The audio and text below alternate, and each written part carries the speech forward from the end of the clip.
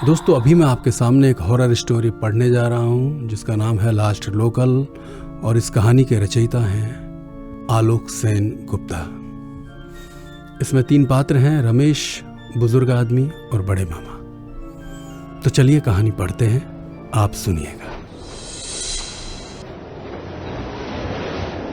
सर्दी की रात है, बर्धमान की लास्ट लोकल प्लेटफॉर्म से चलने लगी है।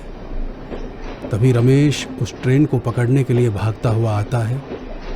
तभी एक बुजुर्ग आदमी का हाथ रमेश को सहारा देने के लिए बाहर आता है। रमेश उस हाथ का सहारा लेकर डब्बे के अंदर घुस जाता है। वो देखता है कि अंदर कोई भी नहीं बैठा है, पूरा डिब्बा खाली है। लेकिन जिस आदमी ने खींचकर रमेश को अंदर आने में मदद की थी, उसने अपना पूरा शरीर एक काली चादर से ढक रखा है। सिर्फ उसकी दोनों आंखें दिखाई दे रही हैं। रमेश उसके सामने वाली सीट पर जाकर बैठ जाता है। इतनी ज्यादा सर्दी में इतनी रात गए, इस वक्त ट्रेन का खाली होना जायज बात है, इस पर कोई संदेह नहीं होना चाहिए। आप क्या बोलते हैं? चादर से ढका हुआ वो आदमी भारी आवाज में जवाब देता है, हाँ, तुमने बिल्कुल सही कहा बेटा। लेकिन इतनी रात गए तुम इस ट्रेन में क्यों चढ़े हो? इतनी सर्दी की रात में तुम अपना शौक पूरा करने के लिए ट्रेन में बैठे हो क्या? अब मैं अपनी दुख की बात आपको क्या बताऊं। आज रात मेरे नाना जी का स्वर्गवास हो गया। आज शुक्रवार है, इसलिए चाहे जितनी भी रात हो जाए, मेरे मामा लोग उनका आज ही दाह संस्कार करना चाहते हैं।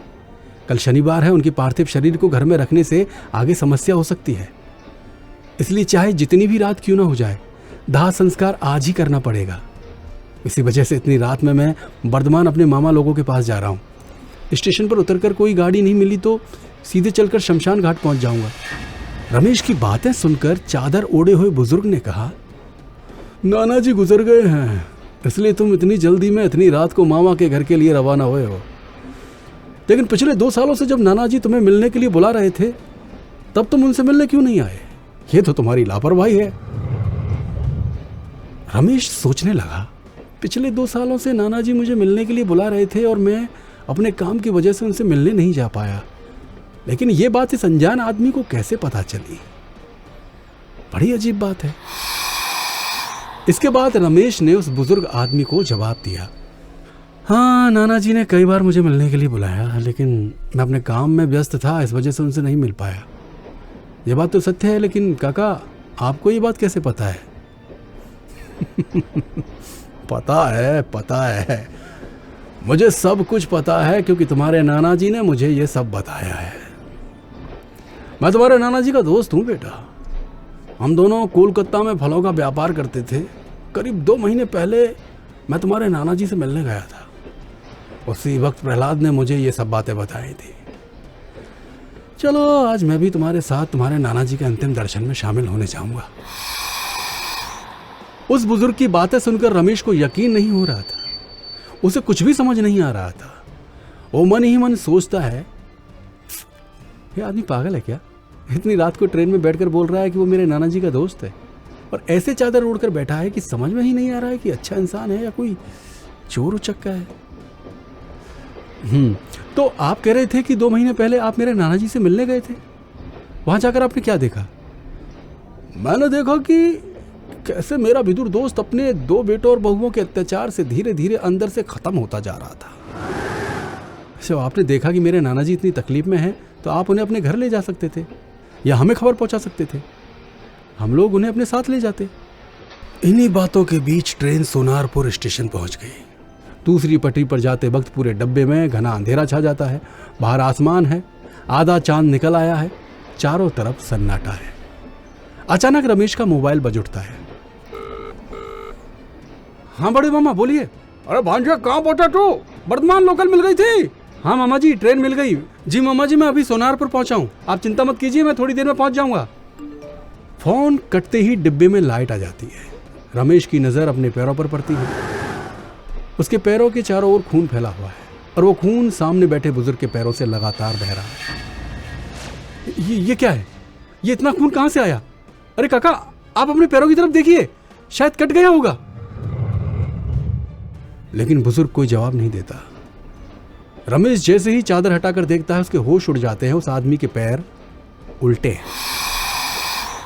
बचपन में सुनी भूतों की कहानियां उसे याद आने लगती हैं। डर के मारे उसका दिमाग सुन्न होने लगता है। तभी काली चादर के अंदर से आवाज आती है, डरो मत, मैं हूं ना, तुम्हें कुछ नहीं होगा, तुम आराम से सो जाओ। डर के मारे रमेश दूसरी खाली सीट पर जाकर सो जाता है।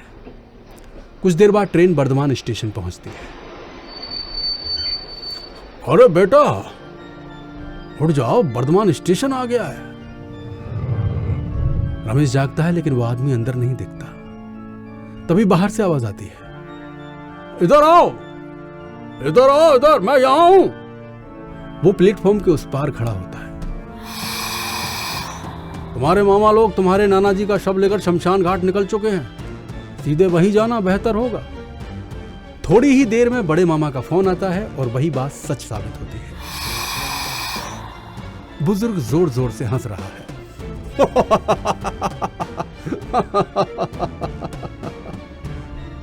बुजुर्ग रमेश के पास जाकर बोलता है, अब जानना चाहते हो मैं कौन हूं? बोल हरी, बोल हरी, बोल हरी, बोल हरी। बुजुर्ग चादर हटाता है। रमेश देखता है वो उसके नाना जी प्रहलाद है। उसके शरीर में प्रकाश निकल रहा है। मेरी आत्मा तुम्हें संभालने आई थी, अब जा अंतिम दर्शन कर ले। इतना कहकर वो प्रकाश अंधेरे में विलीन हो जाता है। यह दृश्य देखकर रमेश डर के मारे पसीने से भीग जाता है और उल्टे पांव स्टेशन की ओर भागने लगता है। तो दोस्तों, आपको कहानी कैसी लगी कमेंट्स करके बताइए। अगर आपके पास भी कहानियां, आप हमें ईमेल कर सकते हैं, कमेंट्स में लिख दीजिए, हम आपको ईमेल आईडी दे देंगे। आप अपनी कहानियां भेजिए, हम उन्हें रिकॉर्ड करेंगे और फिर अपने चैनल पर आपके नाम से प्रकाशित करेंगे। शुक्रिया, धन्यवाद।